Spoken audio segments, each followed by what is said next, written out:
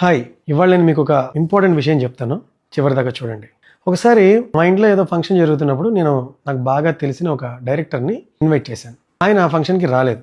"ఏంటి సార్ వస్తానన్నారు రాలేదే" అనంటే, "గురు నేను వద్దామనే అనుకున్నాను. కరెక్ట్ అదే టైంకి నా వైఫ్ షాపింగ్‌కి తీసుకెళ్ళమనింది. నేను షాపింగ్‌కి తీసుకెళ్ళిపోయాను. నీకు తెలుసు కదా! నాకు నా వైఫ్ అంటే ఎంత ఇష్టమో, నా ఫ్యామిలీ అంటే ఎంత ఇష్టమో. బా చూసుకోవాలి గురు. ఫ్యామిలీ అంటే ఫస్ట్ ప్రిఫరెన్స్ ఫ్యామిలీకే ఇవ్వాలి. చూడు నేను ఎంత బా చేస్తానో. మా పిల్లలు ఏం అడిగితే అది." అంటే ఫ్యామిలీ గురించి, ఇష్టమైన వాళ్ళ గురించి అడిగేటప్పటికి ఆయన చెప్తూ వెళ్ళాడనమాట.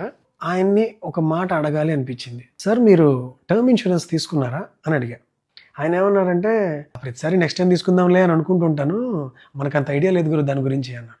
ఫ్యామిలీ అంటే ఇంత ఇష్టం ఉన్నవాళ్ళు టర్మ్ ఇన్స్యూరెన్స్‌ని ఎంత నెగ్లెక్ట్ చేశారా? నా వరకు ప్రేమంటే మనం ఉన్నప్పుడు మాత్రమే పంచేది కాదు. మనం లేనప్పుడు కూడా మన ఫ్యామిలీని సేఫ్‌గా చూసుకోగలగడం.